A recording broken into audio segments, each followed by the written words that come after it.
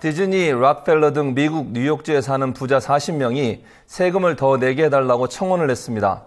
나와 같은 부자들에게 계속 더 많은 세금을 요구해야 하고 세금을 내는 것이 부자들이 해야만 하는 일이라고 청원을 낸 이유를 밝혔는데요. 우리나라 재벌 중에 누가 세금을 더 내겠다고 자처할지는 의문이지만 세금을 더 내게 만들 방법은 있습니다. 바로 부자 증세를 공약하는 정당에 투표를 하는 겁니다.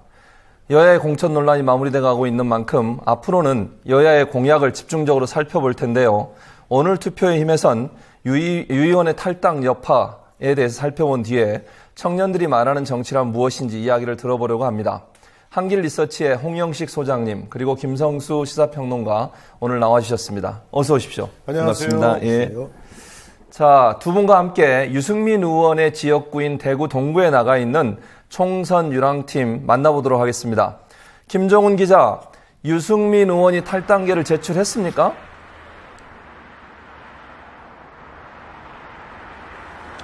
아닙니다. 유승민 의원은 현 시각까지 탈당계를 제출하진 않았습니다. 새누리당 당원 규정에 따르면 탈당계가 시도당 또는 중앙당에 접수된 그때부터 당원으로서의 권리와 의무가 소멸됩니다. 이 때문에 탈당 신고서가 접수된 바로 그 순간이 유승민 의원의 무소속 전환 시점으로 볼 수 있는데요. 일단 유승민 의원의 탈당은 예견된 바 있습니다. 며칠 전부터 유승민 의원이 새누리당 대구시당에 늦어도 23일인 오늘 탈당계를 제출할 것이라는 소문이 돌았습니다. 유승민 의원이 이번 선거를 포기하지 않는 이상 총선 후보자 등록이 시작되는 내일이죠.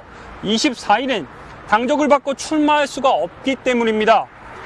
한편 유승민 의원은 지난 16일부터 오늘 오후에 모친을 방문하기 전까지 8일 동안 취재진을 피해 종적을 감췄는데요. 그러나 오늘 오후 3시경에 입장 발표를 예견하듯 갑자기 모습을 드러냈습니다. 하지만 취재진을 향해서 오늘 중엔 말하겠다는 말만 반복하고 바로 자리를 피했습니다. 그동안 새누리당 지도부와 공관위의 결정을 지켜보면서 자신이 선택할 수 있는 카드를 고민한 것으로 보입니다. 일각에서는 새누리당이 유승민 고사작전을 폈다 이렇게 표현하는데요. 고사작전이라고 보는 이유가 무엇인가요?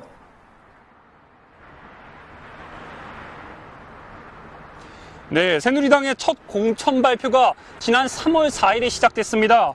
이후에 지난 15일 유승민 의원의 지역구인 이곳 대구 동구를 제외하고 대구의 모든 지역에 대한 경선 및 공천 여부가 발표됐습니다. 문제는 비례대표 후보자 명단이 발표된 어젯밤 늦게까지도 유승민 의원에 대한 공천 발표 여부가 이루어지지 않았다는 점입니다. 그때마다 새누리당 공천관리위원회는 이렇게 말했습니다. 그간 논의를 많이 했지만 결론은 내리지 못했다. 이런 말을 하면서 계속 최종 결정을 미뤄왔는데요. 동시에 유승민 공천 배제를 정해놓은 듯이 유승민 의원 스스로 결정하는 게 도리라는 말로 자진 탈당을 강요하는 듯한 모습도 보여왔습니다. 이 때문에 유승민 의원을 공천 배제할 경우 발생할 수 있는 당 안팎의 역풍 때문에 새누리당 공관위가 일부러 시간 끌기를 하면서 유승민 의원에 대한 고사작전을 펼친 것 아니냐는 이런 말이 나오고 있습니다. 유승민 의원의 무소속 출마가 기정사실처럼 보이는데 대구뿐만 아니라 이번 총선 판도 전체에 큰 영향을 미칠 것이다. 이런 예측이 나와요. 어떻습니까? 네, 그러한 움직임은 이미 좀 일고 있습니다. 대구에서 유승민계로 불리는 현역 의원들의 탈당 후 무소속 출마 움직임이 이어지고 있는데요. 일단 현역 중엔 대구 북구갑의 권은희 의원이 지난 20일이죠. 이미 무소속 출마를 선언했습니다. 유승민 의원과 지역구를 맞대고 있는 대구 동구갑의 류성걸 의원과 마찬가지로 진박에 밀려서 공천 탈락한 대구 중남구의 김희국 의원도 탈당 선언 후 무소속 출마 움직임을 보이고 있습니다. 또 대통령 정무특보까지 낸 3선의 대구 수성을의 주호영 의원 역시 오늘 오전에 탈당을 선언하고 무소속 출마를 밝혔습니다. 일단 눈여겨볼 점은 무소속 출마가 대구뿐 아니라 다른 지역에서도 이어지고 있다는 점입니다. 서울 은평을의 이재호 의원, 경기 성남 분당갑의 이종훈 의원, 인천 강화의 안상수 의원, 그리고 경남 밀양의 조혜진 의원 등이 무소속 출마를 현재까지 고려하고 있습니다. 과연 여기서 이제 주목할 점은 새누리당이 탈당하거나 예고한 이러한 무소속 현역 의원들이 이번 총선에 얼마나 영향을 미칠지 여부입니다. 이 점이 이번 총선의 또 다른 관전 포인트가 될 것으로 보입니다. 지금까지 대구 동구 유승민 후보 선거사무소 앞에서 투표의 힘 김종훈이었습니다. 김 기자 수고했습니다. 방금 보셨듯이 이게 폭탄 돌리기잖아요, 결국은. 네. 공관위 또 최고위, 새누리당 최고위 공관위가 유승민 의원 관련해서 서로 폭탄을 안고서 서로 이게 떠넘기는 이런 양상인데, 먼저 홍 소장님, 이런 유승민 의원의 공천 문제가 여론이나 아니면 지지도에 영향을 좀 미쳤습니까? 정당 지지도에도 영향을 미칠 거고, 대통령 국정수행 평가에도 영향을 미칠 거고요. 당사자인 지역구의 국회의원 선거를 했을 때의 지지도에도 다 영향을 미친다고 봐야겠죠. 이제 지금 아직은 최종 결정이 안 나 있는데, 이것이 어떻게 결정나느냐에 따라서 그 영향이 방향과 강도가 이제 달라지면서 어떻게 표출될지는 좀 더 두고 봐야겠죠. 김성수 평론가님, 이거 아직 발표를 안 하고 있어요. 선택의 여지는 없는 거잖아요, 지금. 그러니까 예를 들면 유승민 의원이 선택할 수 있는 선택의 초이스가 몇 개나 됩니까? 지금 현재. 지금 현재는 탈당을 하거나 출마를 하지 않거나 둘 중에 하나입니다. 본인이 보실 때 그럼 유승민 의원이 어떤 선택을 하실 걸로 예측이 되세요? 탈당을 하고 저는 선거에 나올 거라고 보고 있습니다. 무소속으로. 무소속으로는 나오지 않을 것이다라고 하는 분들이 계신데 그러려면 대권이라는 꿈을 꿔야 되거든요. 그런데 대권의 꿈을 꾸기에는요, 지금 넘어야 될 산이 너무 많기 때문에 그런 큰 꿈을 꾼다고 해도 지금 당장 친박계의 죽이기에서 살아남아야 됩니다. 자, 지금 친박들이 왜 탈락을 안 시키고 있냐면 지금 이미 수도권에서 특히 서초랑 강남을 보면은요, 제가 강남에 살고 있습니다. 거기서 바닥 정서가 어떻게 움직이고 있냐면요, 친박들의 당을 만들어주는데 우리가 왜 들러리를 서야 되느냐 하는 얘기들이 나오고 있어요. 보수층에서 나오는 얘기들입니다. 우리가 새누리당을 찍었던 것은 합리적으로 경제 중심으로 민생을 챙기는 정당이 새누리당이라고 생각을 했기 때문에 찍었던 것이다. 그런데 지금 현재 꼴을 보면 그야말로 박근혜의 당이 되는 것 같다. 그리고 실제로 지금 현재 비례대표 나온 거 보고 굉장히 낙담하시는 분들이 많습니다. 새누리당 지지자 중에서. 형편없는 이거는 친박 리스트, 동호회 무슨 리스트 같다는 거예요. 그렇지, 여기에 무슨 전문성이 있으며 여기에 무슨 정말 새로운 미래 비전을 갖다 꿈꾸는 게 있겠느냐라고 이렇게 얘기를 할 정도예요. 이거는 실제로 새누리 당원께서 얘기를 한 내용입니다. 그런 상황이니까 강남과 서초에서는 지금 이혜은 의원이 조윤선 의원을 꺾고 경선에서 승리를 하고요. 그리고 실제로 친박계 의원들이 강남 서초 벨트, 송파, 심지어 송파에서도 다 낙마하는 그런 모습들을 갖다 좀 보이고 있다는 것이죠. 이런 상황들을 보면 지금 만약에 유승민을 찍어내기를 해서 낙천을 시켰다 그랬으면 그게 폭발을 하는 그런 상황이었겠고요. 그 폭발을 하지 않도록 관리를 하는 거예요. 관리를 하다가 먼저 유승민이 나가주면은 봐라, 쟤는 배신의 정치다. 이런 식으로 지금 욕을 하려고 준비를 하고 있는 거죠. 근데 유승민이 안 나가고 있는 거예요. 그러니까 그런 욕들도 못하고 빨리 나갔으면 좋겠는데 심지어는 홍문종 의원이 이런 친박계 의원들이 방송에 돌아가면서 나가라고 했는데 왜 안 나가는지 모르겠다. 나가는 게 영광스럽게 나가는 거다. 이런 식으로까지 얘기를 하는데도 안 나가면서 마지막까지 이 희생자로서의 이미지를 유승민 의원에 가져가려고 하는 건데요. 지금 이 시간까지도 결과적으로 찍어내기를 못하고 있는 것은 그런 여파들을 걱정하기 때문입니다. 그런데 지금 이제 8시, 9시 이렇게 지나가잖아요. 이 상태에서 거의 자정 가까운 상태에서 결국은 탈당계를 내면서 눈물을 흘리는 모습 이런 걸 보였다. 그러면은 수도권의 민심과 대구의 민심은 출렁일 거라고 저는 생각합니다. 그럼 홍 소장님도 여론조사 추이를 이렇게 쭉 보시고 앞으로는 어떻게 될지 모르지만 그럼에도 불구하고 이런 지금 김 평론가께서 말씀하신 저런 형태의 결과가 나왔을 때 이것이 강남 지역이나 아니면 서울에 있는 새누리당 지지층에게 영향을 줄 수 있는 요소라고 보십니까? 수도권과 대구 지역의 여론 영향력 파장은 조금씩 다른 형태로 나타날 겁니다. 대구 쪽은 무소속 만약에 탈당해서 무소속으로 출마를 한다면은 무소속 연대로 해서 큰 정서적인 큰 어떤 반감으로서 크게 이렇게 작동이 될 테고요. 반면 수도권은 이제 그거다 보다는 좀 제가 볼 때는 제한적으로 나타날 거예요. 나타나서 실제 저거는 이제 이렇게 이야기를 많이 하는데 이미 사실 지금 박근혜 대통령한테 보수 혁신, 보수 개혁을 기대했던 층들은 이미 많이 떨어져 나갔습니다. 많이 떨어져 나가고 실제 현재 박근혜 대통령을 지지하고 있는 분들은 정서적, 감성적 지지층들이 많이 남아 있습니다. 대부분. 그래서 그분들은 제가 볼 때는 이 사안으로 인해서 이 분열 또는 이반이 크지가 않을 뿐더러 때에 따라서는 그 내부에서는 더 큰 뭐라고 해야 되나, 결속력의 어떤 동인으로도 작용할 수가 있습니다. 그래서 저는 수도권은 일정 부분 이제 그 외연이 줄어들기는 해도 생각만큼 큰 영향은 미치지 않을 것이라고 보죠. 그렇게 보시는군요. 김평론가님, 아까 비례대표 말씀을 하셨는데 새누리당의 비례대표 말씀하신 건 박근혜 친목회 비슷하게 이렇게 구성돼 있다. 오늘 이제 어쨌든 논란이 있었지만 더불어민주당도 비례대표를 거의 확정을 지었습니다. 김종인 대표가 2번으로 가시는 걸로 하고 박경미 교수도 그냥 1번에 남아있는 걸로 되고 박경미 교수 같은 경우는 표절 의혹이 있었었고요. 본인은 이제 그게 해결됐다고 다 말씀을 하시고 계시지만 그러면 과연 더불어민주당의 비례대표 명단은 감동을 줄 수 있나요? 전혀 그렇지 않다고 봅니다. 지금 현재 주요 한 3당 그러니까 새누리당, 더불어민주당 그리고 국민의당은 다 얼마나 그 정치가 비루하고 탐욕스러운 것인가를 서로 경쟁하는 듯한 그런 리스트 같아요. 그나마 저는 내용적으로는 더불어민주당이 지금 제일 그나마 낫다고 생각을 합니다. 왜냐하면은 지금 한 차례 내용을 겪으면서 실제로 각 계층과 그리고 실질적으로 어떤 그 자기 영역 내에서 충분히 역할을 해왔던 사람들이 좀 들어갔거든요. 물론 그분들이 당선권 안에 몇 분 안 계시긴 하지만 그런 분들이 들어갔습니다.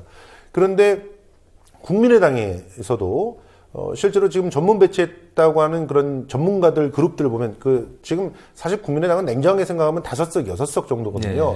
그럼 5, 6번 안에 그런 사람들이 들어가야 될 텐데 거기 안에 대부분 사실은 안철수 대표와 가까운 정치인들이 들어갔단 말이죠. 그런 측면에서 굉장히 안타까운 그런 일이죠.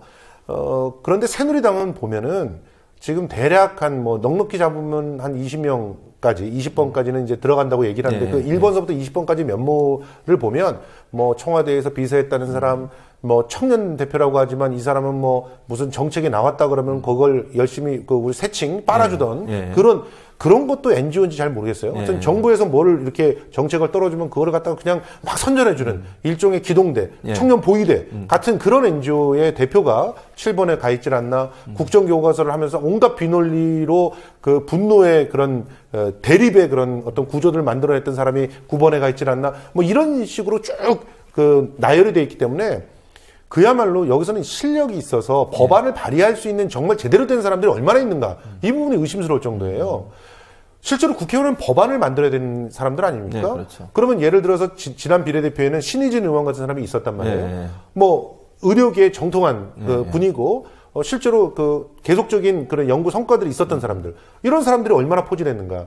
새 당에서도 다 공이 문제가 된다라고 볼 수 있고, 그리고 특히나 사회적인 약자들에 대한 배려가 무조건 있어야 됩니다. 그런데 지금 보면은 분명히 새누리당은 장애인이 2번에 들어가 있긴 하지만 그분은 사실은 군인이시거든요. 군 안보와 관련된 전문가라고 봐야 되는 것이고 장애인 감수성이 있다고 보기가 어려운 분입니다. 그렇기 때문에 실제로 장애인들을 다 리스트를 보면 한 분도 없는 거예요, 새 당에. 그리고 여성에 대한 어떤 공천 같은 경우도 새누리당이 60% 약속을 했었는데 비례대표에서 그 약속 지키지 않았습니다.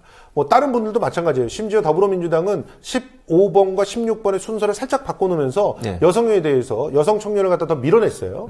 이런 모습들을 보이는 것들은 여성에 대한 배려들도 제대로 하지 않았다는 것이고, 그리고 청년에 대한 배려가 어딘지 나 눈 씻고 찾아봐도 없는 거죠. 그러니까 결과적으로 이 사회의 약자라고 할 수 있는 사람들에 대한 배려가 전혀 안 돼 있는 그냥 계파의 어떤 거두의 이해에 관련된 그런 비례대표 명단이라면 이걸 가지고 정치에 대해서 누군가 관심을 가지고 내가 가서 이 사람을 당선시키기 위해서 찍어보자 이렇게 할 사람이 누가 있겠습니까? 그렇죠. 또 홍수아님, 여론조사가 사실 이제 언론에 많이 보도가 되잖아요. 그리고 그게 이슈가 돼가지고 기사의 주요 면을 차지하기도 하고, 그런데 문제는 여론조사 기관마다 약간의 차이가 있어요. 그러니까 이건 표집의 오류일 수도 있고, 또는 어떻게 샘플링 하느냐의 차이일 수도 있고, 문제를 어떻게 질문을 했느냐의 차이일 수도 있겠는데, 그런 오류가 발생하는 주요 원인들을 좀 설명해 주시고, 그렇게 오류가 있음에도 불구하고 언론사들이 아전인수격으로 자기들한테 유리한 정보만을 끄집어내서 그걸 강조해서 보도하는 그런 보도 태도는 국민들한테 어떤 영향을 미칠지 좀 말씀해 주시죠. 실제 저희들도 많이 당혹스러운 부분입니다. 예. 한 지역 또는 전국 조사를 했을 때 똑같은 시점에 똑같은 대통령 지지도, 정당 지지도, 후보 지지도를 했음에도 불구하고 지지도 차가 많이 납니다. 그래서 이제 우리는 일반적으로 이야기할 때 순위만 바뀌면 되지 않느냐라고 하지만 순위도 중요하지만은 그 각각의 지지층의 크기가 굉장히 중요한 겁니다. 예를 들어서 이런 겁니다. 정당 지지도에서 현재 새누리당 지지도가 있고 새누리당, 더불어민주당, 국민의당, 정의당 이런 어쨌든 정당이 있고 그 정당을 지지하지 않는 무당층이라는 게 존재할 수가 있습니다. 무당층을 거의 지금은 보지를 않는데 만에 하나 무당층이 30% 40%라고 나오면은 현 제도권 정당이 제대로 정당으로서의 역할 기능을 하지 못한다. 이것은 뭐가면은 새로운 정치 세력의 등장을 국민들이 요구를 한다로 해석을 할 수가 있는데 지금 우리 조사들을 보면은 무당층이 거의 지금 소멸된 국면으로 나옵니다. 그건 조사 방법에 의해서 그렇게 나옵니다. 예를 들어서 녹음으로 하는 ALS 방식으로 하느냐 아니면 사람이 직접 그거는 전화 조선 면접 방식으로 하느냐에 따라서 이 무당층 잘 모르겠다. 예를 들어 이런 층에 있어서는 굉장한 큰 차이가 나타납니다. 근데 이거는 나중에 뭐 그거는 그럴 수도 있지 이렇게 하지만은 이것이 어떻게 조사되느냐에 따라서 이거를 어떻게 해석하고 정의하느냐는 정치판에서 전혀 다른 문제가 발생할 수가 있습니다. 맞습니다. 예를 들어서 이 선거 상황에서 A 후보와 B 후보를 지지하는 층이 50%고 부동층이 아직 결정하지 못하겠다는 층이 50%라고 나온다면 A 후보와 B 후보는 서로 멱살잡이를 할 것이 아니라 상대표를 빼앗으려고 할 게 아니라 표심을 정하지 못하고 있는 50표의 표를 얻기 위해서 열심히 노력할 겁니다. 그러면 자연스럽게 정책 인물 대결로 갑니다. 반면 동일한 조사인데 A 후보, B 후보 지지층이 한 60, 70%, 70, 80% 되고 잘 모르겠다는 게 1, 20%밖에 없다. 부동층이 1, 20%밖에 없다고 나오면은 A, B 후보는 어떻게 하겠습니까? 부동층 잡아갖고는 못 이깁니다. 그럼 어떻게 하겠어요? 상대방 표를 빼앗아야 되겠죠. 선거판이 완전히 이전 투구로 가버리게 됩니다. 그래서 이 조사 결과가 이게 다르다는 정도뿐만 아니고 어떻게 나오느냐에 따라서 정치 문화나 이 선거 상황 자체가 달라질 수가 있다는 거죠. 이런 것은 조사 방법론상으로 문제로 인해서 발생하는 문제도 있고 뭐 다른 문제도 있는데 사실 이 문제는 학계 내나 이런 데 대한 그 검증 작업에 들어가줘야 되는데 이상하게 우리나라에서는 학계 내에서 또는 언론계에서 즉 기억에 한 1990년대 그 당시에는 시민사회에서 이런 부분에 대한 비판적 검토가 굉장히 엄격했습니다. 그런데 지금은 그런 어떤 그 시민사회에서의 비판적 그 검토도 약화되고 이 그 학계 내에서도 이런 데 대한 연구나 이런 데 대한 입장 표명을 상당히 조심스러워 하다 보니 조사 방법론은 자기 논리대로 그냥 자기 방식대로 나와서 언론에 지금 보도가 되고 이렇게 해서 오히려 여론조사를 통해서 여론을 집약해 주거나 사회를 이 집약해 주고 사회를 이게 조화롭게 해 주는 게 아니고 사회를 오히려 지금 대립 분열로 구도로 가게 만드는 소지가 분명히 있습니다. 그 말씀하신 것처럼 언론학자들도 사실 예전에는 선거 관련해서 그런 연구들을 많이 했거든요. 요즘 거의 안 해요. 거의 대부분 무슨 연구하냐면 뭐 여러 가지 다양한 방법론들 있잖아요. Q 방법론이니 뭐 이런 방법 써가지고 논문 만들어내는데 집중하지 지금처럼 이렇게 선거 관련해서 여론조사 이런 부분에 대해서 연구하는 사람이 그렇게 많지 않아요. 마케팅 조사와 달리 사회 여론조사는 더더욱이나 두 가지 관점입니다. 하나는 연구 윤리 문제가 들어가는 게 있고요. 또 하나는 이것은 사실상 여론조사지만 사회적 공개적 성격이 있습니다. 언론과 유사한 그런 부분에 있어서 이 공익적인 관점에서 여론조사 방법은 비판적으로 검토해야 될 필요성이 분명히 있는 겁니다. 맞습니다. 자, 그러면 이제 새누리당에서 탈당한 사람들 있잖아요. 이재호, 또 이종훈, 조혜진, 안상수 의원 이런 분들 그런 분들이 혹시 이렇게 연합을 할 가능성이 있을까요? 물론 유승민 의원의 탈당과도 연계가 돼야 되겠지만 예. 뭐 예를 들면 비박 연대까지는 아니더라도 무소속 연대 이렇게 예를 들면 공천 학살 당한 사람들의 어떤 모임 이런 모임이 이게 부상할 가능성이 있습니까? 저는 가능성이 충분히 있다고 보는데요. 예. 실제로 선거를 좌우하는 게 물론 인물이 있고 예. 정책이 있습니다. 예. 그렇지만 실제로는 바람이라고 하는 걸 무시할 수가 없잖아요. 바람이라고 하는 거는 일정한 프레임들을 만들어내고 그 프레임들을 갖다가 보다 도드라져 보이게끔 만드는 하나의 그 거대한 흐름과 같은 것인데 네, 그렇죠. 그런 흐름들을 이번 선거에서 만들 수 있는 그 영역이 어디 있는가. 네. 지금 보십시오. 이번 선거는 진짜 정책이 실종되어 있는 선거 아닙니까? 그렇죠. 그런 상태에서 프레임도 잘 맞서질 않아요, 자꾸. 네. 뭔가 프레임을 세울까 하면은 그냥 그 내부에서 와장창 깨지고 싸우고 뭐 이런 일들이 벌어졌기 때문에 실제로 이번 총선이 본격화되기 전에 이번 선거는 경제 선거고 예. 그리고 경제의 불평등을 어떻게 해소할 것인가 그런 정책들을 제대로 내놓는 그 정당이 유리할 거라고 봤어요. 네. 그런데 실제로 이 여권 발로 이루어져 있는 공천에 있어서의 이상한 꼼수 그런 꼼수들이 그냥 전체적으로 다 번진 거예요. 야권으로까지 다 번지면서 이게 그 전체적으로 공천에서 누가 되느냐 마느냐 이게 모든 이슈를 다 잠식해 버렸단 말이죠. 그렇죠. 이 상황 속에서는 프레임을 만들고 바람을 일으키고 하기가 굉장히 어려운 상황인데 바람이 있다면 유승민 바람이 남아있는 것이죠. 그래서 어떻게 보면 이번 총선을 통해서 유승민은 가장 수혜를 입은 사람이 그렇죠. 될 수도 있고 네. 어떤 면에서는 가장 피해를 입은 사람이 될 수도 있는 상황인데요. 그런 측면에서 유승민 바람을 극대화시킬 수 있는 방법은 무소속 연대라는 거죠. 네. 이전에 친박연대가 그랬듯이 이 공천의 학살도 강화시킬 수 있고 그리고 실제로 친박계의 준동도 막을 수가 있고 어차피 총선 이후에 저쪽으로 들어가게 될 거 아닙니까? 네. 뭐 완전히 따로 나와서 따로 당 차리기는 제가 보기에는 어려울 것 같은데 그렇다면은 다시 들어간다고 하면 예. 거기는 대부분 친박들이 다 모든 걸 장악할 한 상황이 될 거예요. 예. 실제로 지금 구성을 보면 100이 있다면 80 정도를 친박이 가져간다는 그런 분석이 나오고 있어요. 예. 그런 상황에서 들어가서 자기 목소리를 내려면 뭉쳐서 들어가야죠. 들어갈 때도. 그러니까 그런 부분들을 생각했을 때 일정한 연대로 뭉칠 가능성이 굉장히 높다. 그래서 지금 많은 사람들이 기다리고 있는 것이 예. 유승민 의원을 어떻게 처리할 것인가. 예. 유승민 의원이 제대로 나와서 깃발을 들어준다면 응집력이 생길 텐데 네. 그 응집력이 지금까지 생길 만한 사람이 없다는 거예요. 그래서 이재호 의원도 장고를 하고 있는 상황이거든요. 네.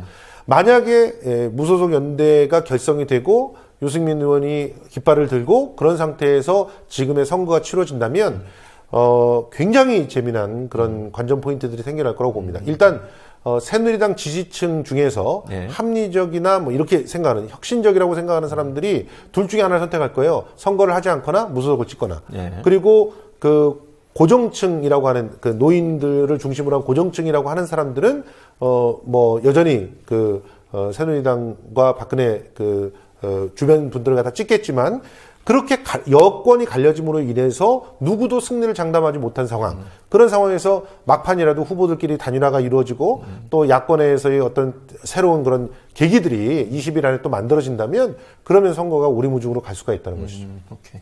자, 홍 소장님 마지막으로 한 가지 더 질문 드릴게요.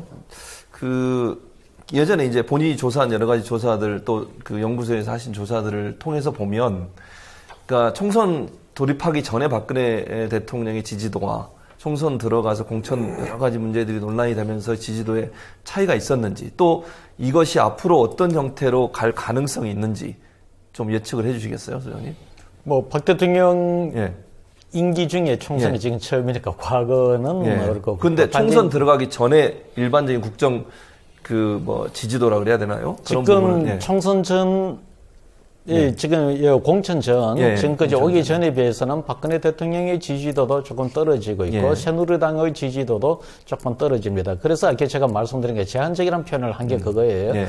그래서 분명히 떨어지는 거는 맞는데 이것이 큰 폭의 하락은 아직까지는 나타나지를 않고 있다. 그 이야기를 말씀드린 거고 그래서 수도 이제 그것이 그런 이유가 이 취임 초에 계획적, 혁신적, 합리적인 보수층들의 대통령 지지를 했던 그 층들이 집권 초기에 많이 이탈을 했다는 거죠. 만약에 유승민 의원이 무소속으로 탈당해서 출마를 하게 된다면 그 세력이 다시 뭉쳐지겠죠. 그래서 유승민 의원이 바람을 일으킨다면 그 세력을 다시 결집을 하고, 대구는 조금 정서가 다릅니다. 거기는 뭐가 하면은 현 집권 공천에 대한 집단적 반발이 뭉쳐서 커질 것 같습니다. 거기는 지금 보니까 약간 요즘 이 미묘한 차이가 있다고 좀 적어 볼 수 있는데, 대통령보다도 이한국, 최경환 의원에 대한 반감이 점증을 하고 있습니다. 이런 것들이 작동이 되면은 그것이 더 커질 수가 있죠. 그래서 지금 현재 대통령과 정당 지지도의 하락은 나타나고는 있지만 아직은 급격한 상황은 아직은 아니다.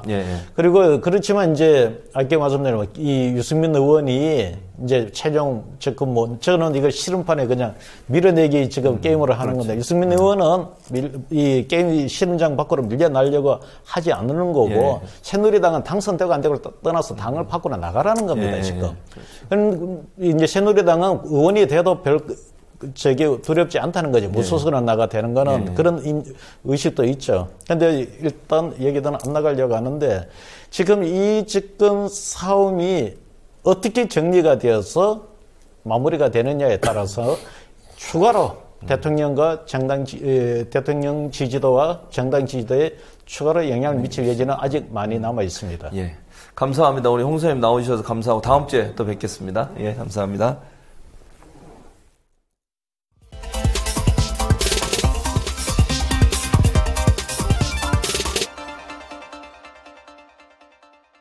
청년들이 감당해야 하는 고통이 점점 심화되면서 이번 총선에 20대, 30대가 투표에 적극적으로 참여할 것이라는 분석이 나오고 있습니다.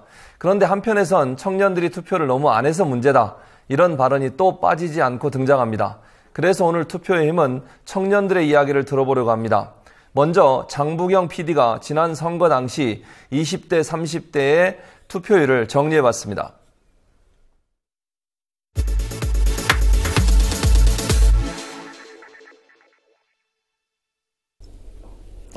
어떤 연령층에서 얼마만큼 투표에 참여하느냐에 따라 선거 결과는 확연히 달라집니다. 이번 20대 총선 역시 마찬가지입니다. 역대 총선 투표율을 살펴보고 2000년대 들어 투표 양상이 어떻게 변화하고 있는지 국회의원 선거를 중심으로 보겠습니다. 먼저 국회의원 선거 시 투표에 참여한 유권자 비율입니다. 노태우 정부 출범 이후 치러진 13대 총선부터 지난 19대 총선까지의 투표율을 보겠습니다. 점차 투표율이 낮아져 지난 18대에는 46.1%로 역대 최저 투표율을 보였습니다. 지난 19대 총선에서 8.1%포인트가 반등했으나 이 역시 불과 54.2%의 투표율에 그쳤습니다. 유권자 2명 중 1명은 투표하지 않은 셈입니다. 유권자들의 정치 참여가 전반적으로 줄고 있다고 볼 수 있습니다. 그럼 모든 연령대에서 고르게 줄었을까요? 투표율이 낮아진 상황에서 연령대별로는 어떠한 변화를 보이고 있는지 2000년 이후 국회의원 선거를 중심으로 보겠습니다. 연령대별 투표율입니다. 5, 60대의 투표율이 가장 높고 20, 30대의 투표율이 가장 저조했습니다. 젊은 연령층일수록 정치 참여가 현저히 줄어드는 모습입니다.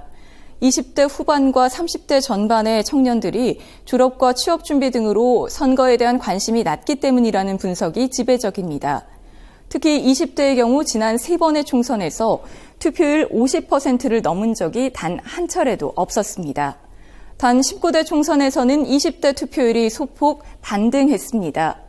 20, 30대의 정치 참여가 늘었다고 볼 수는 있지만 여전히 참여율이 가장 저조하고 다른 모든 연령대에서도 투표율이 증가해 선거 판세에 크게 영향을 미쳤다고 보긴 어렵습니다. 한편 20대에서도 20대 후반보다 20대 전반의 투표율이 상대적으로 높았습니다. 군입대 장병들의 부재자 투표가 반영된 것으로 보입니다.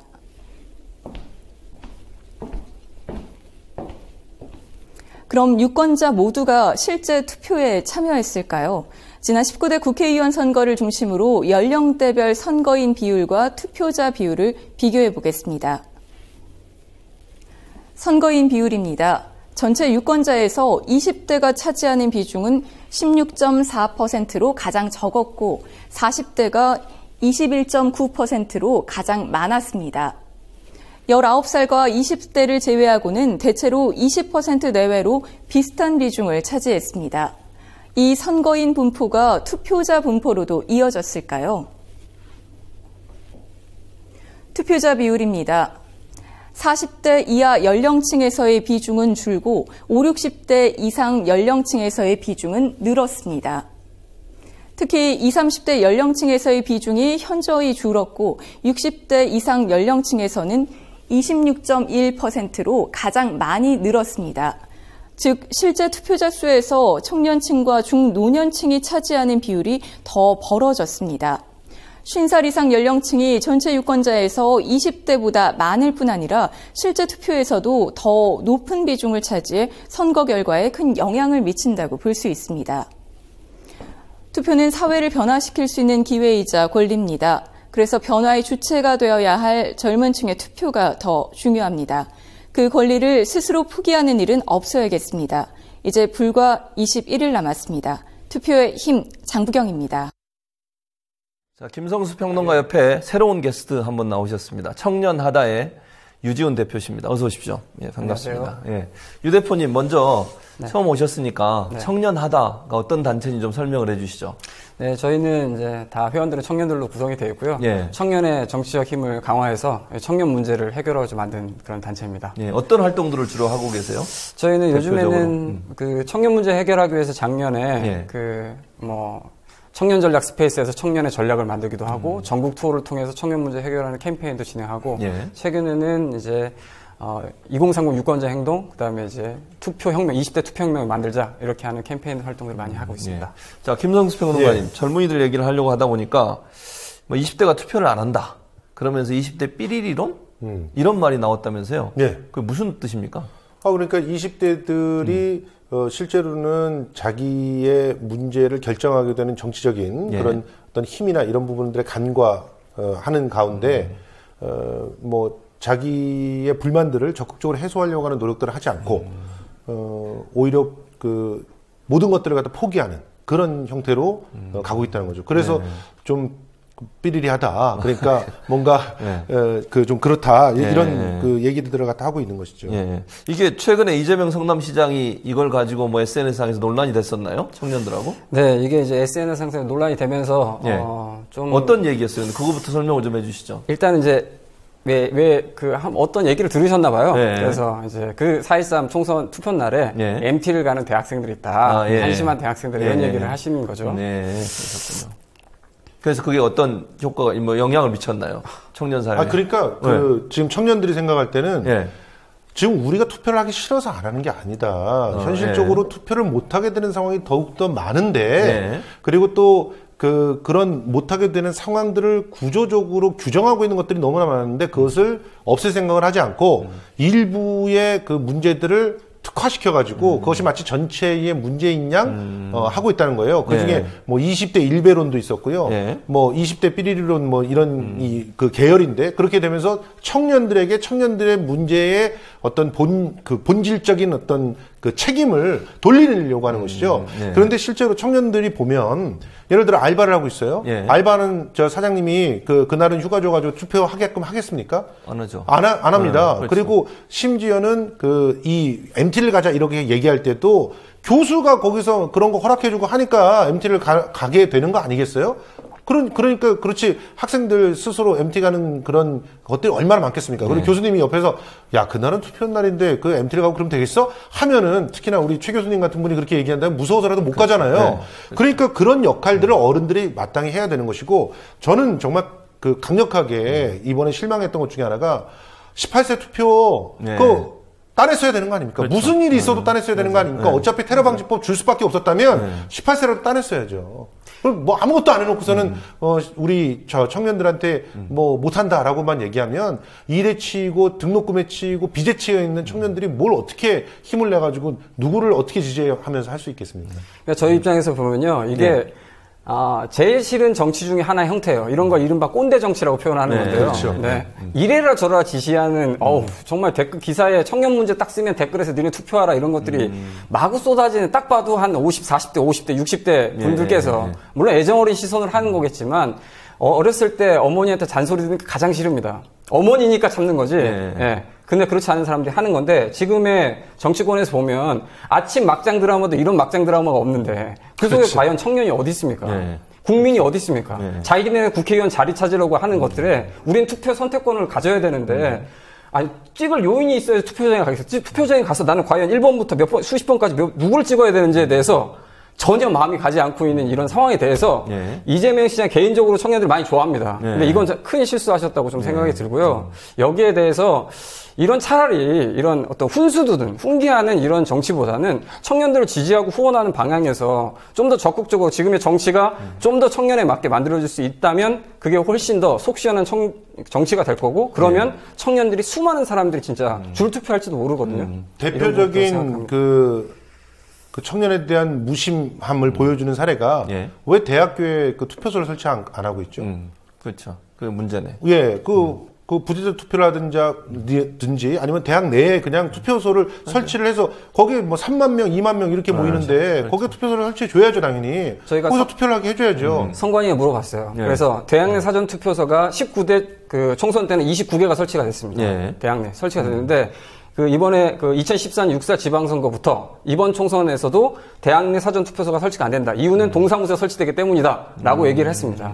근데 청년의 투표 참여를 많이 하려면 선관위가 청년들이 가장 많이 있는 지역에 투표소를 설치해야 돼. 눈에 보여야 투표를 할 수 있는 거죠. 근데 의도적으로 안 하고 있다고 저는 그렇게 생각할 수밖에 없고 맞아요. 4월 13일 당일날 알바하고 비정규직 있는 청년들은요, 쉬는 날이 아니에요. 그렇죠.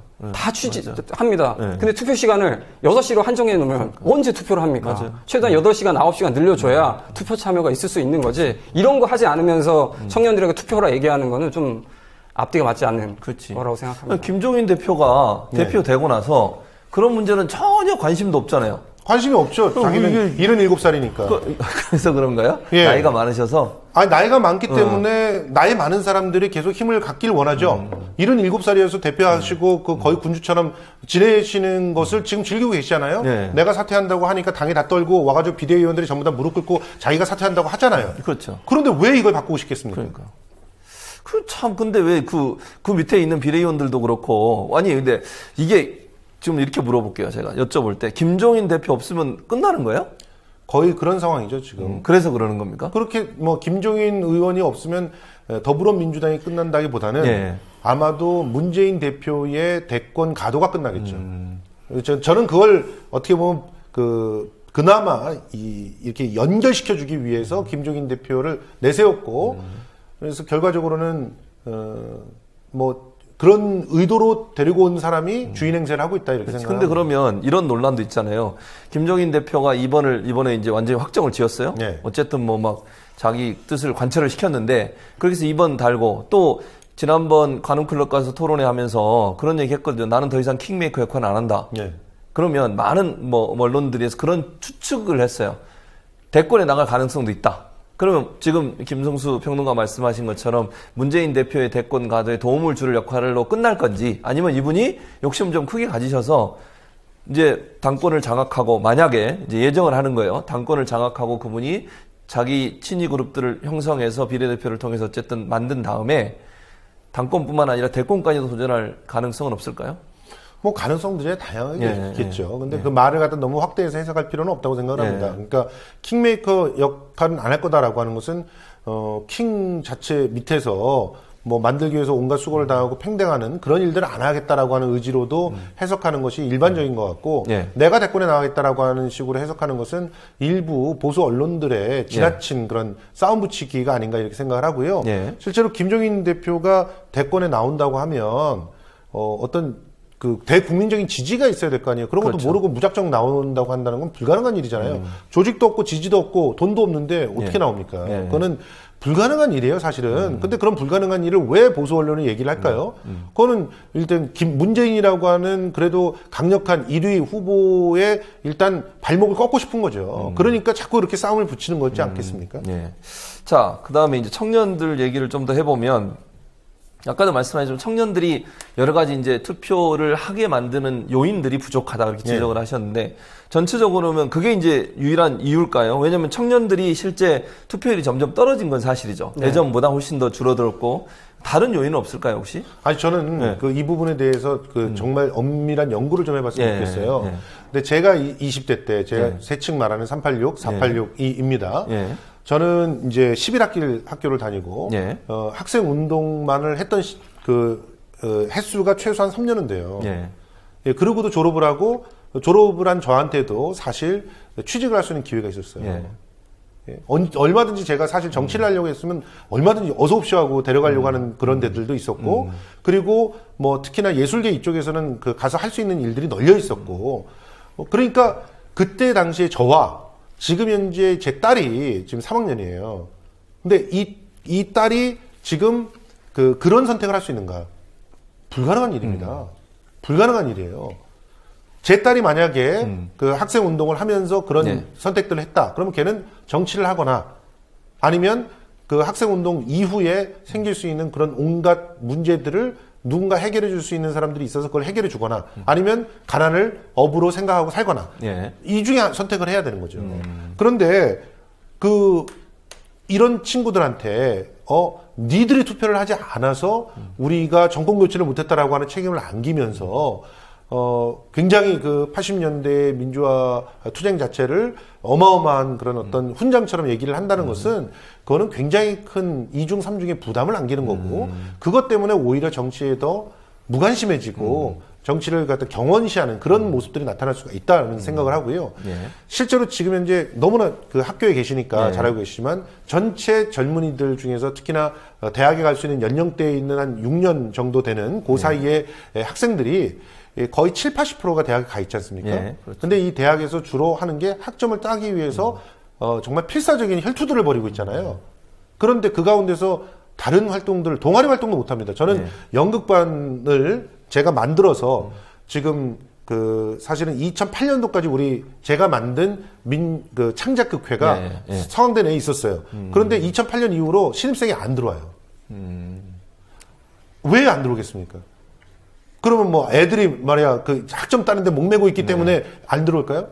그렇게 해도 취업을 못 하는데 그렇게 목숨을 걸고 그 학점을 경쟁을 해서 상대평가에서 뒤지지 않기 위해서 노력을 해가지고 그 성적표에 올해로 깔아도 나와서 취업하기가 힘든데 그렇죠. 제가 서강대 출신인데 서강대 출신도 힘든데 하물며 엄연히 존재하고 있는 그런 어떤 그 순위 안에서 어떻게 취업의 문을 갖다 뚫으라고 하시는 겁니까? 이 부분이 이걸 해결해 놓고 정치에 신경을 써라라고 얘기를 해야 되는 것도 어떻게 보면 어른들의 몫이 아닐까 생각합니다. 이 부분과 좀 연결해서 얘기를 하면요. 전 현 정치에서 보면 현 정치가 내 삶을 진짜 바꿔줄 생각이 전혀 없다라는 게 확실한 것 같아요. 그러니까 박근혜 정부 지금 한 3, 4년 동안 보면 저번에 이제 임금 피크제로 20만 개 일자리 창출하겠다고 얘기를 했었습니다. 임금 피크제 저희 일자리 다 봤습니다. 그래서 과연 20만 개가 어떤 일자리일까? 저는 그 개념을 듣고 놀랐습니다. 파트타임 정규직이라니. 우리가 원하는 게 그러니까 정규직에 비정규직을 하면 욕을 먹으니까 파트타임인데 정규직이래요. 그 돈 벌어서 우리 삶을 영위하라는 얘기하는 거는 알바 뛰고 있는 지금 한 탕 두 탕을 두 탕 세 탕 뛰라는 것과 똑같은 얘기입니다. 그렇죠. 그리고 중동에 가면 중동에 취직하라고 하고 캄보디아 가면 캄보디아 취직하라고 하고 뭐 미국도 미국은 괜찮지 하면서 가봤더니 거기서 복사하고 있습니다. 이런 상황들이 청년들에서는 정말 계속되는 열받는 상황들이 존재를 하는 거고 최근에 창조경제 하면서 벤처 창업하라고 합니다. 이러면서 뭐 대학 구조조정하면서 취업문을 이공계로 뭐 만들어 가겠다 하는데 어쨌거나 벤처를 창업하는데 벤처 창업해서 성공할 수 있는 확률은 1%도 안 돼요. 차라리 지금 레드오션이 치킨집을 차리는 게 오히려 더 확률이 더 높은 거죠. 지금 녹론하는 벤처 창업, 청년 창업가가 지금 존재합니까? 거의 없습니다, 사실. 이런 것들이 지금 뭐 정치에서 오히려 더 정치가 앞장서서 청년 문제를 계속 얘기하고 있지만 청년의 요구하고는 앞뒤가 맞지 않는 계속 이런 상황들이 발생하는 거죠. 왜 정치인들이나 정부는 말은 그렇게 하면 실제로 청년들한테 도움이 되는 일들을 안 할까요? 저희 생각에서는 정부도 항상 돈이 없다고 생각해요. 그럼 돈이 없다고 얘기를 하고 자기는 쓸 건 있어. 근데 청년 문제도 해결해 줘야 돼. 이런 관점이에요. 그러면 어떻게 해결해 줘야 되는데 돈이 없잖아요. 자기는 쓸 것이 있으면. 그럼 청년 문제 해결하는 방안이 머리를 쥐어 짜내는 겁니다. 투자를 하는 개념이 아니고 청년의 직접적인 일자리를 창출하고 돈 있는 것을 투자를 통해서 만드는 게 아니고 지금 현재 있는 이 조건에서 머리를 씁니다. 그래서 아까 창의적인 파트타임 정규직이라는 개념도 나오는 거고 얘네들이 한국에서 안 되니까 해외로 보내야 되는 거고 네. 이런 작업으로 계속 있는 거거든요. 장기적인 투자는 사실상 이 청년 문제를 해결하는데 20년은 좋게 넘게 걸린다고 얘기를 해요. 그렇죠. 왜냐하면 이 20살의 이 청년의 인구가 40세에서 50대에서 경제 활성화 인구가 될 때 그때 빛을 발하는 게 청년 문제 해결법이거든요. 네. 근데 지금의 단기적인 어떤 대통령 5년, 국회의원 4년에 단순한 그 표를 받기 위한 그 전략. 네. 그래서 민주당도 70만 개 일자리인데 일자리 창출한다 이렇게 얘기를 했거든요. 청년들 아무것도 믿지 않습니다. 그러니까 결국은 뭐 정부나 야당이나 똑같다는 얘기네요. 저는 특히나 수권 정당으로서의 준비가 안 돼 있는 야당의 모습들 속에서 이건 네. 정의당이든 뭐든 소수 정당도 다 마찬가지라고 보는데요. 어떤 걸 보냐면 그나마 지금 소수 정당 중에서는 녹색당이라든가 뭐 노동당이라든가 이런 데들이 조금 더 낫습니다. 그런 부분에서는 정치의 맛이라고 하는 건 그 대통령 하나를 우리가 바꿨다라고 해서 짜릿하게 소름이 돋게 오는 게 아니거든요. 실제로 지금 구의원 누구 하나를 바꿨더니 갑자기 내 주머니에 돈이 꽂히더라. 예. 이런 것들이 실제로 정치의 힘을 느끼는 거거든요. 그리고 젊은이들을 정말 광적인 나의 혹은 우리 정당의 어떤 팬들로 만들어 버린다는 것은 이 사람들이 20년, 30년 동안 자기 당을 찍게 만든다는 거예요. 그러면 그 이후에는 지금 현재 70대 노인들은 돌아가시고 안 계실 거 아니에요. 네. 그러면 지금 당장은 힘들게 견딘다고 해도 10년, 20년 후에는 내가 정말 제대로 수권 정당이 될 수 있을 거라고 보는 겁니다. 네. 우리가 5년이라고 하는 시간은 굉장히 길 것 같고 10년이라는 시간이 너무너무 길 것 같고 끔찍할 것 같지만 벌써 10년이 돼가고 있어요. 보수 정당에. 근데 그 10년 동안 청년들에게 씨를 뿌렸습니까? 야권에서. 청년들이 정말 건강하게 자기가 있는 지역을 중심으로 해서 정치적인 활동들과 참여들을 해서 그걸로 소소하게나마 어떤 결과들을 얻게끔 만들어주고 그리고 그 결과들을 또 자기의 걸로 다시 확인시킬 수 있게끔 하는 그러한 밑바닥 시스템, 정치인들이 젊어서부터 발굴되고 훈련될 수 있는 그런 시스템 만들지 않아요.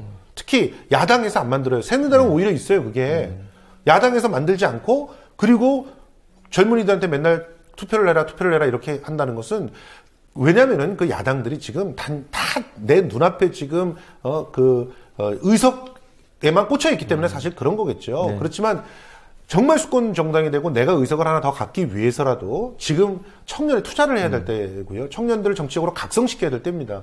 그 각성이라고 하는 건 정치적 경험을 통해서 가능해지는 것이고 그 경험이 예전처럼 학생 운동이나 시위나 광장에 나와서 자기의 권리를 외치는 걸로 이루어지는 것이 아니라 내 주변에서 그 풀뿌리 민주주의의 어떤 시스템들 속에서 무언가를 조금씩 바꿔나가는 그런 경험을 통해서 획득된다라고 하는 것을 명심했으면 좋겠습니다. 네. 감사합니다. 자, 지난 테러 방지법 필리버스터는 유권자들이 진짜 정치에 목말라 하고 있다는 것을 보여주는 큰 사건이었습니다. 청년들 역시도 정치권에 바라는 점들이 있었을 텐데요.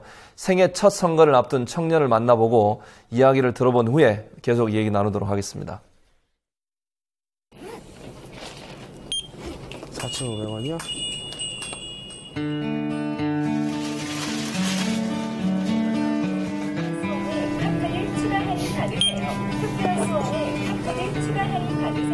이번 총선의 첫 투표를 기대하고 있는 아주 꿈 많고 풋풋한 대학생이랍니다. 계약을 하면 학교 갔다가 이제 바로 아르바이트 7시부터니까 아르바이트 하고 이제 끝나고 오면 1시 이렇게 하니까 이제 운동할 시간도 없어가지고 이렇게 막 살이 막 찌고 이제 그런 것도 많이 힘들고 친구들 이제 만날 시간도 이제 적어서 좀 마음이 뭔가 소홀해지는 느낌이 이제 그런 게 많이 힘든 것 같아요.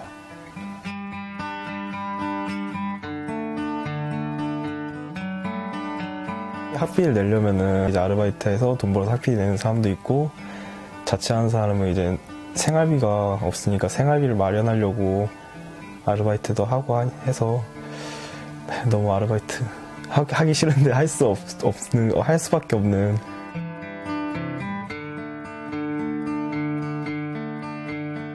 아르바이트를 하다 보니까 최저임금을 이제 대부분 사업장이 거의 다 안 지키는 사업장도 많고 하니까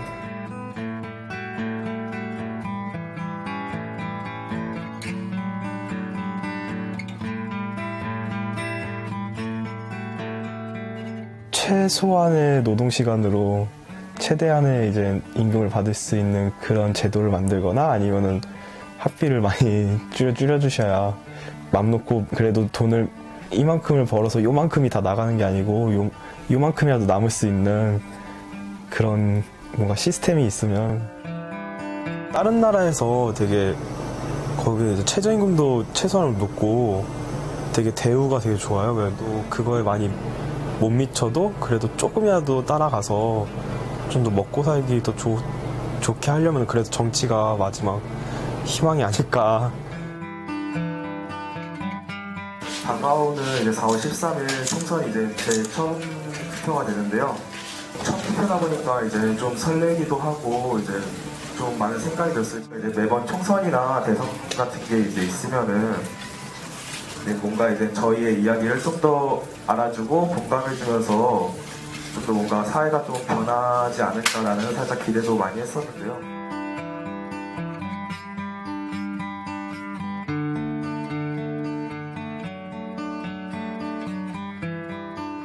앞으로 이제 저희가 살아갈 세상이고 이제 저희가 나아갈 세상인데 참여를 해야 하지 않을까 저는 그렇게 생각합니다.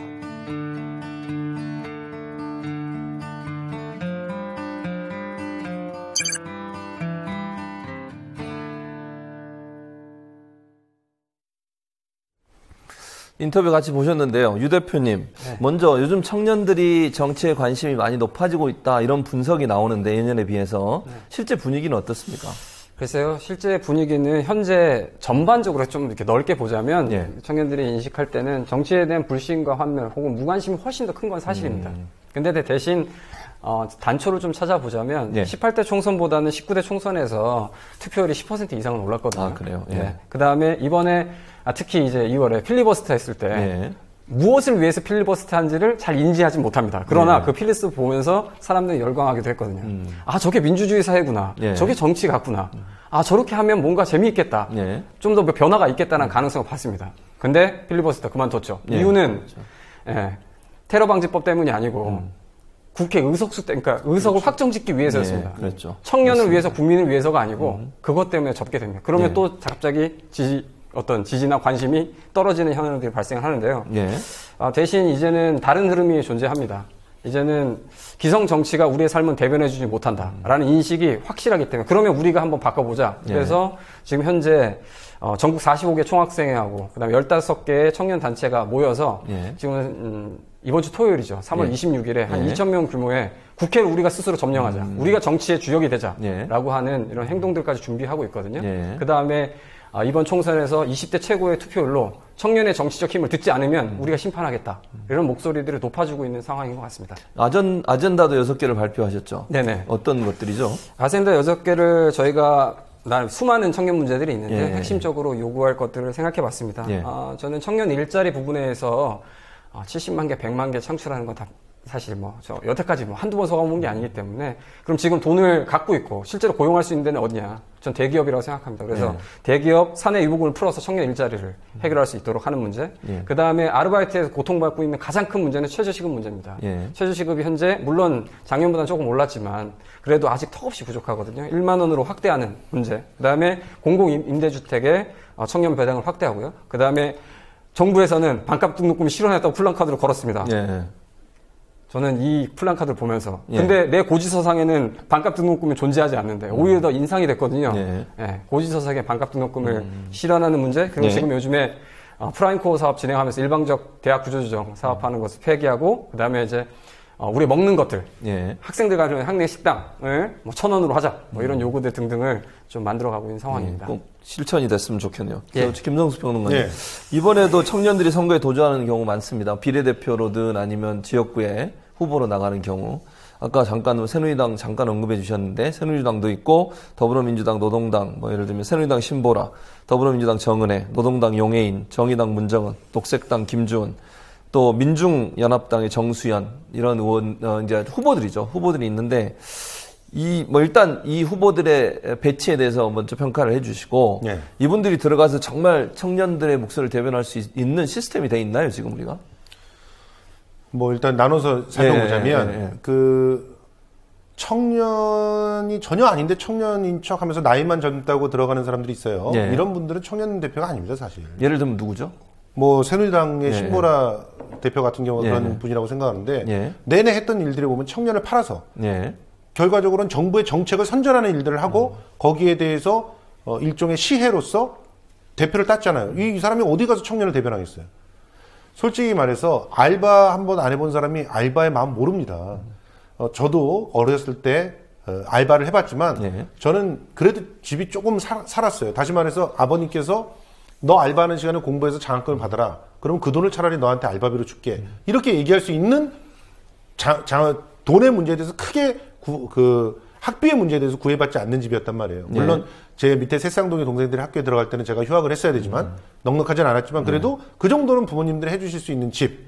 그런 집에서 자란 저는 알바를 할 때 거기에 대한 절실함이 없었어요. 그런데 제 친구 중에는 당장 지금 알바를 하지 않으면 밥을 먹지 못하는 친구가 있었어요. 그 친구한테 도시락을 계속 싸주면서 저는 그 친구 때문에 많이 울었습니다. 이 친구가 왜 이 똑똑한 실제로 천재에 가까운 이런 친구가 공부를 해야 될 시간에 이 일을 하느라고 시간을 뺏기고 그래서 결국 밥도 제대로 먹지 못하면서 건강을 해쳐야 되는가 하는 생각들이 많이 들었었거든요. 이런 상황들은 좀 어떻게 바꿔줬으면 좋겠다. 내가 할 수 있는 일은 도시락을 싸서 그 친구랑 나눠 먹는 일밖에 없었지만 그걸 정치가 이루어줘야 된다는 겁니다. 그래야 개천에서 용을 나는 사람들이 생겨나는 것이죠. 근데 그런 것들을 들어줄 수 있는, 그런 것들을 구현할 수 있는 사람들이 누군가, 그런 고통을 당해본 사람들이라는 거죠. 그래서 저는 노동당이라든가 정의당이라든가 녹색당에 기대를 하고 있는 것이고요. 그런데 이제 이 사람들이 들어갔어요. 근데 사실 이 당들은 원내 교섭단체도 꾸리지 못해요. 그럼 결과적으로 이 사람들이 쟁점 법안이나 주요 법안들이 있을 때 거기에 자기의 강력한 목소리를 낼 수가 없어요.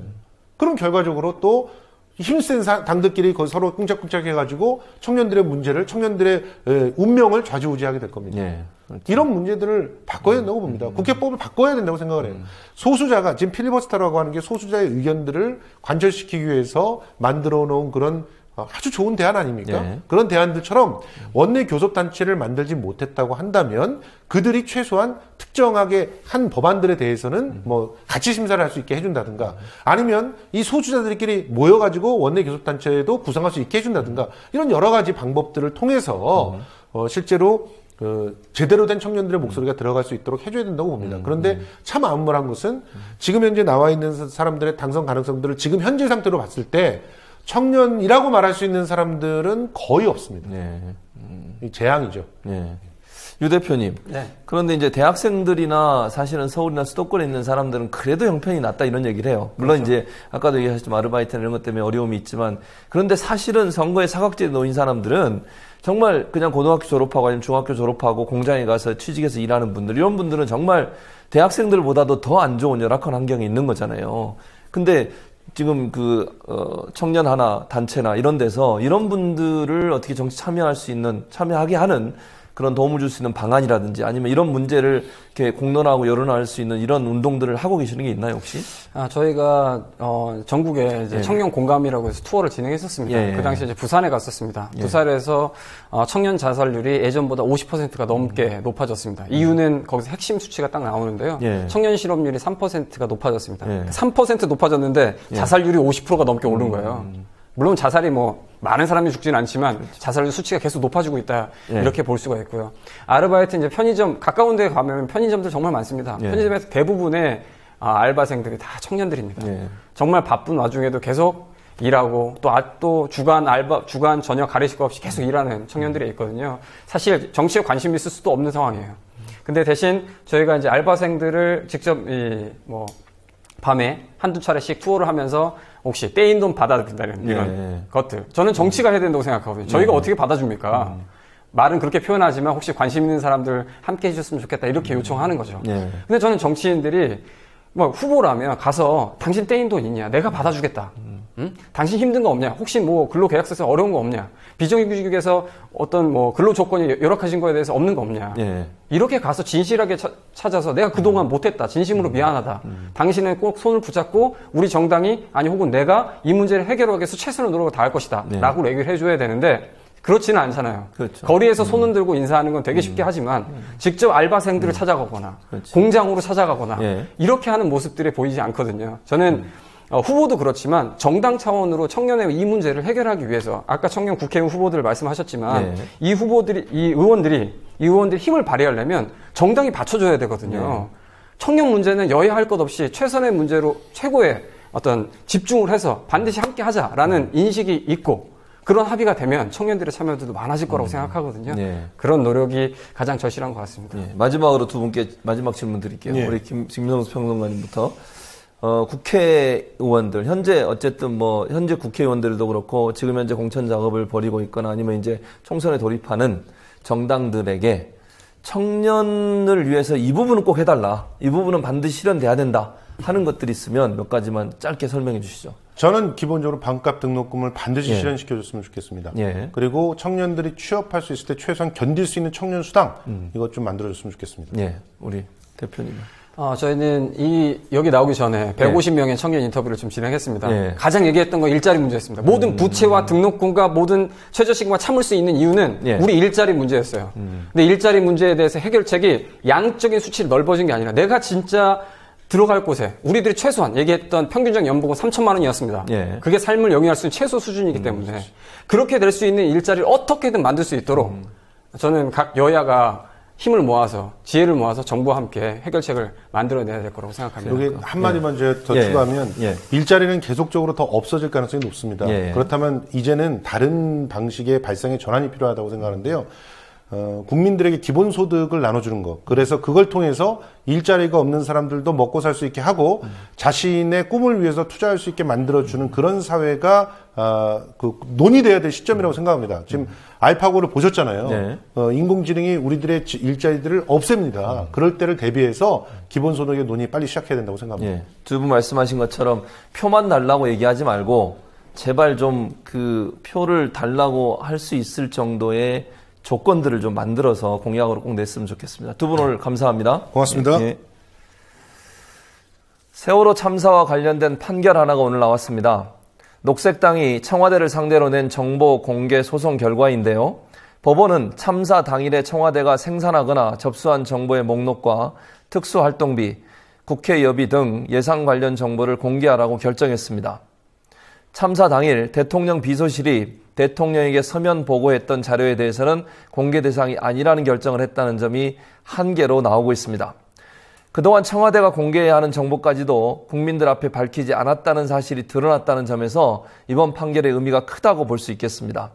견제받지 않는 행정부의 행태에 제동을 걸기 위해선 법원뿐만 아니라 국회 역시 잘 꾸려져야 하겠죠. 이 국회를 꾸리는 일이 이제 20여일 앞으로 다가왔습니다. 투표의 힘을 키워야 할 때입니다.